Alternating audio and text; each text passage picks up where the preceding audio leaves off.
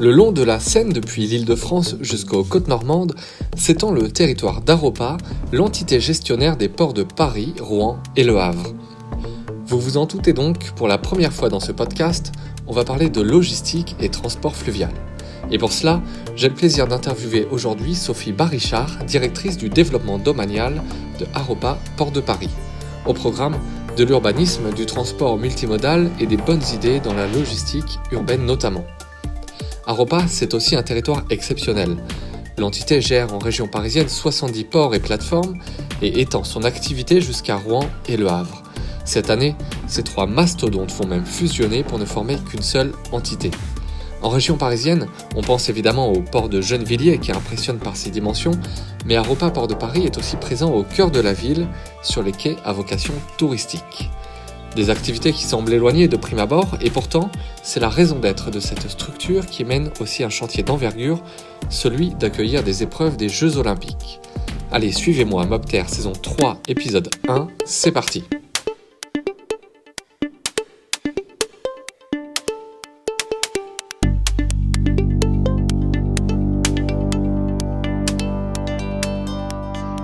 Bonjour Sophie Barichard. Bonjour. Alors, vous êtes directrice du développement domanial chez Aropa Port. Merci de prendre le temps de répondre à nos questions aujourd'hui. On va parler donc du transport fluvial aujourd'hui, et notamment sur la région parisienne, mais pas que. Est-ce que déjà vous pouvez nous présenter ce qu'est Aropa Port et ce qu'est le port de Paris, les ports de Paris, puisqu'il y en a plusieurs, on va le voir, et nous rappeler un petit peu le contexte historique de vos activités. Alors, Aropa Port de Paris est donc l'entité qui gère les principaux établissements, les principaux ports en Île-de-France. Et le nom Aropa, qui veut dire Le Havre, Rouen, Paris, c'est en fait le nom du GIE, donc le groupement d'intérêt économique, qui articule les activités des trois ports de l'axe Seine, Le Havre, Rouen, Paris, depuis 2012. Donc, au sein de ce GIE, en fait, on a mutualisé certaines fonctions. Et puis, sinon, le port du Havre, le port de Rouen et le port de Paris gèrent aussi certaines de leurs activités de manière autonome, mais coordonnée. Ok, très bien. Donc on voit finalement que vous gérez l'ensemble de ce que vous appelez l'axe Seine, je crois, c'est ça? C'est ça, c'est l'axe Seine. Donc, le GIE existe depuis l'année 2012 à peu près. Et aujourd'hui, on est quand même engagé dans une démarche plus profonde d'intégration des trois établissements, puisque au 1er juin 2021, il n'y aura plus qu'un seul établissement, un établissement unique, qui gérera les trois ports de l'axe Seine. D'accord. Alors, est-ce que vous pouvez nous présenter en quelques chiffres, si vous avez l'étendue en fait de ce qu'est le port de Paris et Aropa Port? Peut-être, je ne sais pas, parler du nombre de ports. C'est assez incroyable, je crois, le chiffre. Oui, effectivement, c'est assez peu connu, mais l'Île-de-France est couverte, enfin en tout cas les fleuves ou les rivières d'Île-de-France sont, le périmètre est couvert par environ 70 ports que nous gérons ici, au port autonome de Paris. Il y a des ports un peu de toute nature, des ports avec des activités loisirs, restauration, ou alors des ports industriels sur lesquels on peut retrouver par exemple des activités de BTP. Et puis on a aussi plusieurs plateformes. Donc ce qu'on appelle des plateformes, ce sont des grandes parcelles en fait de terrain, telles que celle de Gennevilliers qui est la plus connue puisqu'elle fait 400 hectares, ou celle de Bonneuil, sur lesquelles on peut avoir donc la cohabitation de différentes activités. Et surtout, ce sont des plateformes trimodales, c'est-à-dire qu'il y a à la fois un accès fluvial, un accès routier et un accès ferroviaire. Alors, on va parler maintenant des activités liées au transport fluvial. Euh, Tout simplement, qu'est-ce qu'on transporte depuis ou vers les quais des ports de Paris? Alors avant tout, on va dire qu'on transporte des matériaux ou des déblais, puisque le secteur du BTP est le premier utilisateur du fleuve en Île-de-France. Ce sont surtout des trafics intra-Île-de-France, donc qui partent d'un port en Île-de-France et qui arrivent sur un autre port situé dans le même périmètre. Il y a évidemment aussi des trafics fluviaux qui partent ou qui viennent de Rouen ou du Havre. Et là, on sera plus sur du conteneur. Donc, on a effectivement un terminal à conteneurs qui est à Gennevilliers, qui fait un trafic important. Donc voilà, ce sont les deux je dirais les deux principales types de marchandises qui passent par le fleuve. Maintenant, comme je vous le disais, on a des plateformes trimodales, donc il y a aussi beaucoup de marchandises qui arrivent ou qui partent par la route. Oui, c'est-à-dire que vous arrivez à faire transférer des marchandises, d'un moyen de transport à un autre, par exemple? Oui, bien sûr, les conteneurs qui arrivent sur la plateforme de Gennevilliers sont dépotés et parfois la marchandise repart par la route. D'accord, donc c'est un intérêt, finalement, c'est assez intéressant parce que ça permet du coup d'enlever peut-être des camions qui sont sur la route et les mettre sur le port et générer moins de trafic routier, par exemple?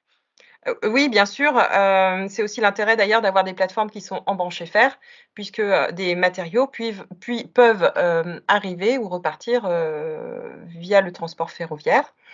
Donc ça aussi, c'est, une façon d'éviter des camions, sur la route, évidemment. D'accord. Alors on va parler des projets, notamment, le projet lié aux Jeux olympiques, parce que je crois que vous êtes très impliqué du coup dans l'aménagement, heu, des diverses infrastructures pour les Jeux olympiques. En quoi, justement les ports de Paris peuvent être, utiles aux JO? Alors on est impliqué de plusieurs manières, en fait. Tout simplement déjà parce que, les JO se dérouleront, partiellement dans la Seine. Et puisque nous sommes, gestionnaires en fait, hein, du domaine, voire même propriétaires du domaine sur les bords de Seine dans Paris et dans une partie de l'Île-de-France évidemment, cela a un impact sur, nos activités et nous devons préparer en fait au mieux, l'arrivée de ces épreuves, à cet endroit-là. Donc il y a déjà des travaux, qui sont en cours et donc qui ont été anticipés, depuis plusieurs années pour participer à l'assainissement de la Seine. Alors D'accord. évidemment, le port autonome de Paris, n'est pas le seul à agir en ce sens, hein, il y a même, enfin, il y a aussi des actions de d'autres collectivités, plus en amont. Mais, il y a des travaux, conséquents en fait engagés par le port, pour, participer à cet effort, collectif qui doit arriver à une Seine baignable en 2024. D'accord, parce qu'elle ne l'est pas actuellement, je pense qu'on peut le préciser. Enfin, c'est intéressant parce qu'on du coup, on n'est pas forcément au cœur de ces activités-là et en effet, la Seine actuellement ne on peut pas l'utiliser pour se baigner, c'est ça? Je pense que ce n'est pas recommandé. D'accord, d'accord, donc il va y avoir en effet sur les JO, des l'utilisation de la Seine en tant que finalement, eau, Eaux baignable, vives. Oui, eau tout à vive, fait. voilà, c'est le bon mot je pense. Heu, Ça et puis est-ce qu'il y a des choses aussi sur la partie construction peut-être et aménagement, aux abords? Oui, ça, c'est un 2e enjeu pour nous. Alors enjeu, je dirais, qui est, aujourd'hui, enfin plutôt objectif, qui est aujourd'hui, en voie d'être atteint, d'une certaine manière, puisque nous avons beaucoup travaillé avec la Solidéo, donc la société de livraison des ouvrages olympiques, en charge, de la construction du village des athlètes à Saint-Denis. Ce village des athlètes se situe en bord de Seine et donc nous avons travaillé d'arrache-pied avec la Solidéo pour, favoriser l'évacuation des déblais, par la Seine et que aussi les promoteurs ou constructeurs immobiliers qui se positionnent sur le projet utilisent le fleuve, pour l'acheminement des matières. Donc aujourd'hui, le trafic a commencé, OK, via un quai qui est situé à Saint-Denis, depuis cet été et la Solidéo, s'est aussi positionnée sur un terrain à Bruyères-sur-Oise. Donc vous voyez, c'est pas la Seine, c'est l'Oise cette fois-ci et OK. ce terrain qui est réservé donc pour, les activités, liées à la construction du village olympique, va permettre aussi, beaucoup de transport, par le fleuve. D'accord, donc c'est en fait des déblais, c'est les choses dont on n'a plus besoin sur le chantier, qui sont évacués en fait à l'extérieur? Bah, c'est ça, en fait, quand vous arrivez sur un terrain, il faut d'abord le déblayer. C'est-à-dire, il faut, creuser, il faut évacuer, tout ce qui va vous permettre ensuite, de construire, à neuf. OK et dans ce cas-là, en fait, vous avez aménagé, des infrastructures justement pour pouvoir, transférer ces déblais sur des barges ou des bateaux? Alors, on avait la chance, en fait, d'avoir déjà des infrastructures existantes à Saint-Denis, qu'on a pu mettre à disposition de la Solidéo, pour ce faire. OK, donc il y avait déjà des choses, existantes. En fait, Hem, le challenge n'était pas là. d'accord, Le challenge, il était au moment où la Solidéo, faisait ses appels à projets pour retenir un promoteur immobilier. Le challenge, c'était que ces promoteurs fassent des propositions avec des évacuations de déblais par le fleuve. Et donc, il a fallu faire de la pédagogie et aussi inciter les promoteurs à prendre en compte le critère fluvial dans leur D'accord, zone. donc vous intervenez en tant que conseil, du coup, auprès des promoteurs, alors pour, inciter justement à pas mettre trop de camions sur la route? Oui, oui, oui, et puis alors, c'était vraiment, enfin pour nous, c'était une évidence. Saint-Denis est en plein cœur, du tissu urbain, francilien. C'est aussi, une zone où il y a déjà aujourd'hui, il y a beaucoup de travaux, il va y en avoir jusqu'en 2025. Donc, il était hors de question, de rajouter, encore une couche de camions. OK, OK, donc vous êtes super engagé en fait sur ce domaine-là, c'est intéressant. Je sais qu'on a un autre exemple aussi, qui est assez, enfin peut-être, assez familier des gens qui vivent en région parisienne, c'est, Franprix, qui je crois, utilise, les voies fluviales, donc comme, outil logistique. Est-ce que vous pouvez nous en parler un petit peu? Oui, oui, bien sûr. Alors, l'expérience et l'exemple de Franprix, bah, c'est quelque chose, effectivement, qu'on voit comme une réussite, hein, au port, hein. Depuis, 2012, je crois, Franprix, achemine la marchandise à destination, de ses magasins, situés à Paris, depuis la plateforme de Bonneuil-sur-Marne jusqu'à un port situé en plein cœur de Paris, qui est le port de la Bourdonnais. Donc ce sont surtout des produits secs, hein, des produits d'épicerie qui sont concernés. Ils partent en conteneurs et ils D'accord. arrivent en conteneurs et après ils sont, dispatchés, dans les différents points de vente, à Paris. D'accord, enfin, en fait, peut-être pour j'explique un petit peu, c'est que Franprix, en effet, c'est plutôt des magasins de taille, réduite et du coup, ils sont situés pour beaucoup au cœur de Paris et en fait, le fait qu'on achemine, finalement, des conteneurs depuis l'extérieur de Paris directement au cœur de Paris, heu, ça permet du coup d'éviter, encore une fois, un transit de camions importants dans des rues parisiennes déjà saturées et puis qui sont plus adaptées, au transport routier, avec des poids lourds notamment, enfin donc c'est quelque chose de très intéressant.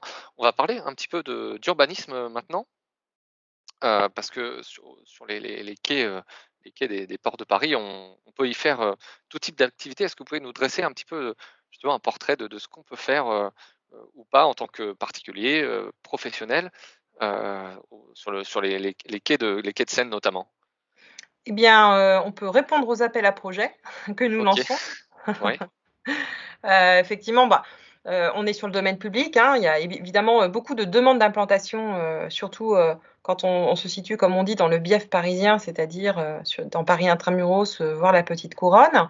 Donc, quand un emplacement est disponible, on anticipe, hein, on le met, en appel à projet. Donc on fait, appel à l'inventivité, à la créativité, de ceux qui voudraient se positionner pour nous proposer les plus beaux projets.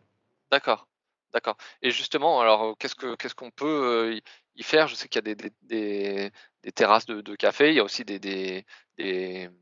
des usines de béton. Alors qu'est-ce type d'activité on retrouve, finalement, au bord des quais de Seine? Grosso modo, vous venez de citer les 2 grandes activités. Donc, on a tout ce qui est activité plutôt typée industrielle, à chaque, extrémité, je dirais, de Paris, près des zones périphériques. Et puis Oui, plutôt en cœur de ville, on va retrouver tout ce qui est activité de loisirs et touristique. Donc évidemment, la restauration, les activités de bateaux à passagers, type, croisière bateau-mouche, croisière avec hébergement. On va trouver, parfois des discothèques. Au beau jour, on va trouver les terrasses. Et puis alors après, il y a, certains hébergements certaines activités un petit peu plus atypiques, comme, un hôtel, on a une péniche avec le Crous, on a, une péniche, enfin plutôt la piscine Joséphine Baker, voilà. Après on a des activités comme ça qui sont, moins répandues, mais, qui créent en fait la mixité et l'intérêt, qu'on a à se promener sur les quais de Seine. alors justement, est-ce que, dans toutes ces activités, j'imagine qu'il y a une concertation? Comment ça se passe avec les mairies qui sont traversées par la Seine et justement le type d'activité à définir? Alors, le port autonome de Paris est maître de son domaine, mais effectivement associé à la décision, les mairies d'arrondissement et la mairie de Paris, dans un dispositif qui a été adopté par le conseil d'administration il y a quelques années, qui est un dispositif de comité consultatif. Donc, on regarde les offres, on en parle et on essaie d'avoir une décision collégiale au final. D'accord, d'accord. Et donc on va parler aussi, peut-être des reconversions. Est-ce qu'il y a eu des changements d'activité sur certaines, parties des quais, pour quelles raisons? Et est-ce qu'il y a d'autres projets justement de reconversion sur les quais? Alors pas forcément à Paris, hein, mais sur l'axe de l'Île-de-France ou même jusqu'à, bah, l'axe Seine en général? Alors des projets de reconversion, je dirais que la reconversion se fait, au fil de l'eau et au fil des appels à projets. On voit arriver effectivement, de plus en plus de sociétés qui se positionnent sur la revalorisation, des déchets, le recyclage, ce qui n'était pas le cas peut-être, hein, il y a quelques dizaines d'années, j'ai envie de dire. Donc ça, c'est un segment qui monte, mais qui se fait au fur et à mesure. On n'est pas dans de la reconversion forcée. D'accord, Heu d'accord. C'est une mutation, en fait, des activités qui occupent nos terrains, qui suit, en fait, l'activité économique et les grandes tendances, Sociétal? les oui. Mmh. D'accord, d'accord. Donc, oui, il y a quand même une évolution, des activités. Alors, on a dressé, je pense, un tour assez intéressant. Est-ce que vous avez quelque chose à rajouter par rapport, justement à vos activités, que j'aurais pas du coup abordées, peut-être qui serait intéressant d'aborder du coup? Alors, bah, il y a des milliers de choses intéressantes, à ajouter parce on fait vraiment un métier passionnant. Ce qui est sûr, c'est que nous avons à cœur de positionner la logistique fluviale et quand vous parliez de conversion, de passer d'une logistique, en fait, aujourd'hui, de masse à une logistique qui serait plus adaptée, à l'activité, de livraison de colis, par exemple, hein, donc d'accompagner le développement de solutions qui vont, désengorger la ville de tous ces camions et c'est vraiment, là, notre souci du quotidien. Ouais, donc là, il y a enfin, c'est en plus un intérêt, bah, sociétal, hein, j'imagine, parce que, c'est vrai que, bon, il y a beau la circulation, des véhicules motorisés est de plus en plus, on va dire, vilipendée par les villes et les mettre sur des bateaux, c'est finalement, du coup, une bonne solution. Hem, donc ça fait partie peut-être de ce qu'on appelle aussi, la logistique du dernier kilomètre?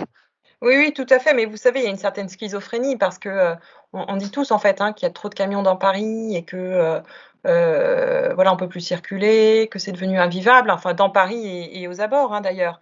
Mais, finalement, tout le monde commande, ces petites marchandises sur internet et on est tous en fait acteurs, Oui, de ce changement tout à qui est fait. intervenu il y a quelques années à vouloir, notre colis en J+1, de manière personnalisée.